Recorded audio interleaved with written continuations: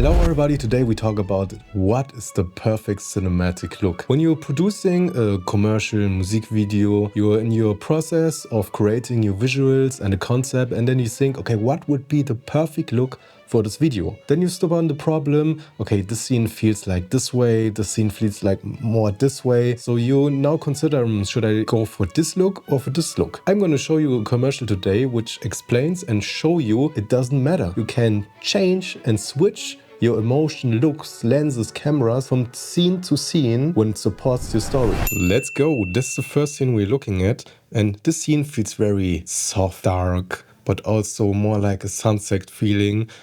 Colors are a little bit flatter, the shadows are lifted. And how do we create a look like this? First things first, you go into a room, set your locations. Okay, where are the light sources came from? We have here a window, we have this practical, and now we build the scenery around these two light sources because it's more easy for everyone and the look will be generally better because you get a really nice, realistic cinematic look. This scene is probably not a real bathroom. This is a banking commercial, so there's a lot of money behind it. So this is probably the set, which allows you to control more the color of the room. So we know we want to put yellow clothes on our main actor. Why do we know that? Because we want to make the tiles in this bathroom blue. That's the basic color contrast look. So our actor is, without any light, popping more out of the frame. So we look at this image and she is the first thing we're looking at, just because of color theory. So before you think about camera, lighting, etc., analyze your set, your possibilities, and build around this. Because now you created the first layer of depth with just the set design. Now we can come to the lighting. So as you can see, there are different ways how you can use a window. One thing is you let it blow out. So just put a big butterfly behind here, which is probably the case. As you can see, that's pretty even light source, and just let it bloom and glow, and it looks fine. Not everything has to be in our dynamic range to look good, but here, because we want this more not that contrasty look, we put the exposure a little bit lower so that the window is not clipping. The next thing you would do is always put curtains around your windows. It helps to diffuse the light even more, gives everything a little bit of texture. Because as you can see, we have this soft key light. So we put a butterfly with a full silk, and then you can do a book light or blast just your aperture that you have and blast through it, get an even light.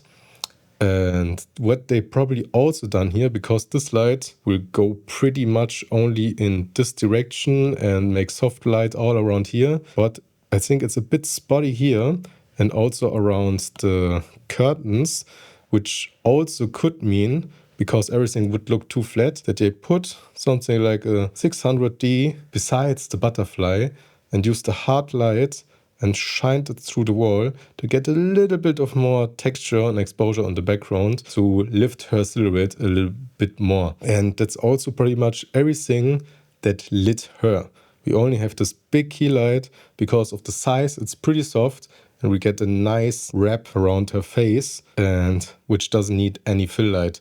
When the wrap is not good enough for you, you want to see more face, there's probably you would put carpet like an F22 in a corner and just put a grid on it and blast this into her face, but on a very, very low exposure, so that you don't go all over the place, because we want a silhouette look. Then next one, everything's pretty contrasty still, but how do we get it? Because when we have this big of light source blasting into the bathroom, everyone that's shot in a bathroom probably noticed, also with white rooms, white tiles, it gets bright pretty easily. So what would we do? We put a big flag and negative fill on the other side of the room. You put the whole wall and corners with negative fill, so the light is not bouncing back, and we get this nice contrast on the other side.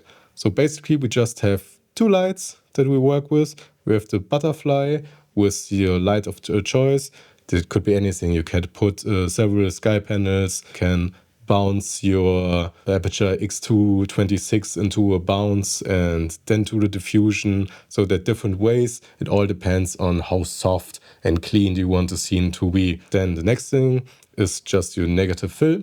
on the other side, and then you could pretty fast look like this.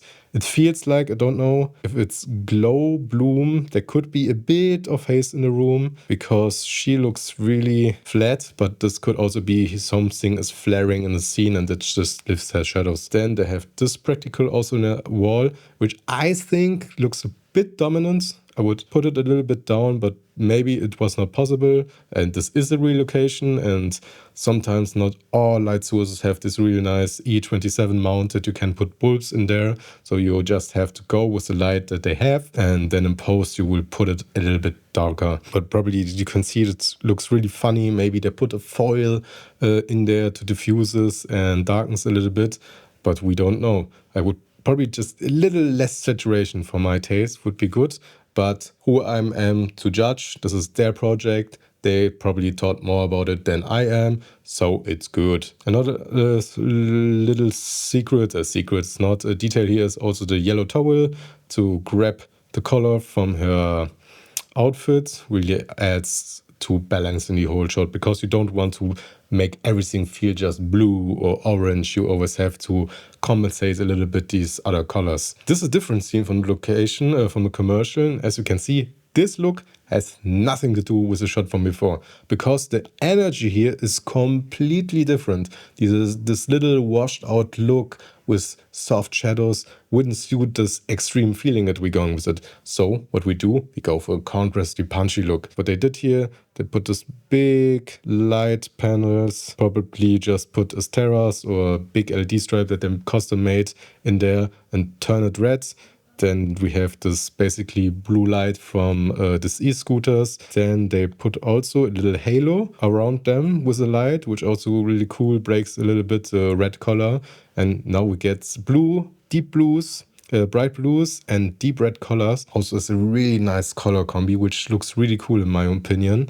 And that's basically everything they did here. When you're shooting with red color, you really have to drop the exposure. Red is something that lives in this lower end area of your exposure. If you try to light something red and you blast the color, you really get fast this pinkish look, because this color is not bright. It looks bright, but it's actually pretty dark. So when you're going for this great saturation, try to lower exposure a little bit. Then also, this is probably not how these lights look normally. Maybe they put foil in front of them, or they had to go really deep into the color grading to get this really cyan-like tones. This is the next scenery, and as you can see, now we have a mix of both scenes. We have this moody home feeling, but also still this punchy, bright, high contrast look. And it's basically what they did here is same but different, because as you can see, what's the main light source here is just your big light that you have. Use a cyan foil, or when it's RGB, switch it and then blast this into a scenery. You have to plan where to how to block the scenes, or where do I put my characters so that the light can actually hit them. And then, as you can see, she gets a warm key light. But actually, where does it come from? Because we have still practicals in the scene, one here and one here, but this is the light that should motivate her face. This is completely unrealistic, but it doesn't matter, because it's just the concept. We cinematographers only give the audience the concept of where light is coming from. So that you don't just have this washout blue color moonlight that comes into the scenery. We will put something like a warm practical around here and there. So we can put something like an f/22, sky panel, an aperture with a softbox, and give her a key light, and at the same time him an edge light, which is completely enough. You don't want to cross too far so that we lose this shadow on the side of the face and the image starts to get flat. When you go for this really crunchy and punchy look, we really have to look out for that the lights are not crossing. So they should be really separated. Otherwise, you wouldn't get this punchy look. Also haze into the scenery. And what you also can see is they actually have here another lamp, which probably at the beginning was planned to have the same color as here, but it probably gave us a really warm glow because of the haze, and it will redirect our vision from then to this light. So they probably scrapped it and said, nah, this practical doesn't look good, so just let it be like this. So this is the car scene from the same commercial.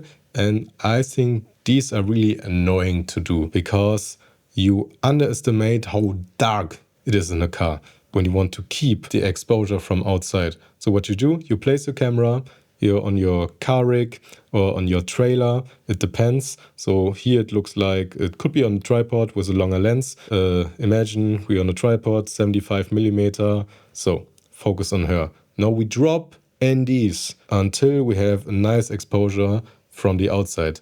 But now she would be completely black. The interior would be black. We wouldn't see a thing. So what will we do? We need really strong lights. So really powerful. 1200D is far from enough. For example, you need to go on the power level between M18 and M40 and higher if you can to get this exposure. So what you do, you put a butterfly in front, half silk should be most of the time enough. And an easy setup, which is not an easy setup, would be something like a sky panel 360 where you just blast into it and to get this little bit of wrap around her face so that we can see her. Then a different tactic would also be to set another light behind her with a little bit harder, less diffusion, and give a hard key into the scene so that we also see the steering wheel.